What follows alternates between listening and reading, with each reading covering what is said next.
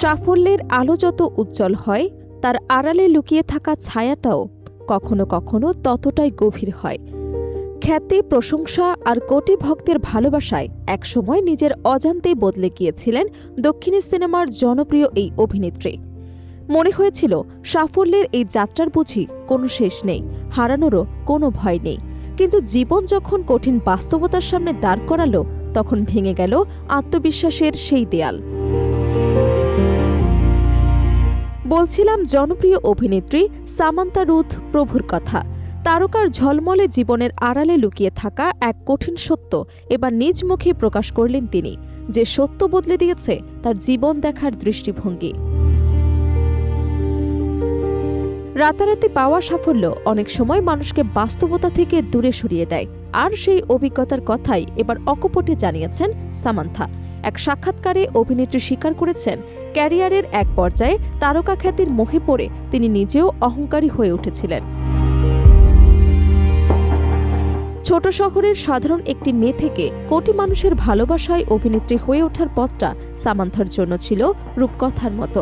সিনেমায় তার অভিনয়, পর্দায় উপস্থিতি আর স্বাভাবিক অভিনয় দক্ষতা খুব অল্প সময়ে তাকে পৌঁছে দেয় সাফল্যের শীর্ষে। ভক্তদের উচ্ছ্বাস, চারপাশের প্রশংসা আর প্রতিনিয়ত আলোচনার কেন্দ্রে থাকা সবকিছুই তাকে এক অন্যরকম অনুভূতি দিয়েছিল। সামান্থা জানান, এক সময় এমন ছিল যখন মানুষ তার সিনেমার অপেক্ষায় থাকত, তার নাম নিয়ে আলোচনা করত, আর এই ভালোবাসাই ধীরে ধীরে তাকে খ্যাতির নেশায় আচ্ছন্ন করে ফেলেছিল। তিনি বুঝতেই পারেননি কখন সাফল্যের আত্মবিশ্বাস রূপ নিয়েছে অতিরিক্ত আত্মবিশ্বাসে। ক্যারিয়ারের সেরা সময়ে বছরে একাধিক সিনেমায় অভিনয় করতেন সামান্থা। তার অভিনীত প্রায় প্রতিটি ছবি বক্স অফিসে সাড়া ফেলেছিল। এই ধারাবাহিক সাফল্যের কারণে নির্মাতাদের কাছেও তিনি হয়ে উঠেছিলেন ভীষণ চাহিদাসম্পন্ন একজন তারকা। কেউ কেউ তাকে সোনার ডিম পাড়া হাসির সঙ্গে তুলনা করতেন। তবে এই সাফল্যের সঙ্গে বাড়তে থাকা চাপও, একদিকে জনপ্রিয়তা ধরে রাখার তাগিদ, অন্যদিকে একের পর এক কাজের ব্যস্ততা, সব মিলিয়ে নিজের ভেতরের পরিবর্তনটা হয়তো তখনও খেয়াল করেননি তিনি। সামান্থা বলেন, একসময় তার মনে হয়েছিল এই সাফল্যের পথে কোনো শেষ নেই। তিনি কখনোই ভাবেননি যে একদিন তাকে থেমে যেতে হবে, নিজের জীবন আর ক্যারিয়ারকে নতুন করে ভাবতে হবে। কিন্তু কয়েক বছর আগে অসুস্থতার কারণে যখন তাকে বাধ্য হয়ে দীর্ঘ বিরতি নিতে হয়, তখনই বদলে যায় সব হিসেব। জীবনের সেই কঠিন সময় তাকে বুঝিয়ে দেয়, খ্যাতি, জনপ্রিয়তা কিংবা সাফল্য কোনোটি চিরস্থায়ী নয়। ৩৯ বছর বয়সী এই অভিনেত্রী জানান, একজন শিল্পী হিসেবে তিনি এতটাই আত্মবিশ্বাসী হয়ে উঠেছিলেন যে মনে হতো এই পথের কোনো শেষ নেই।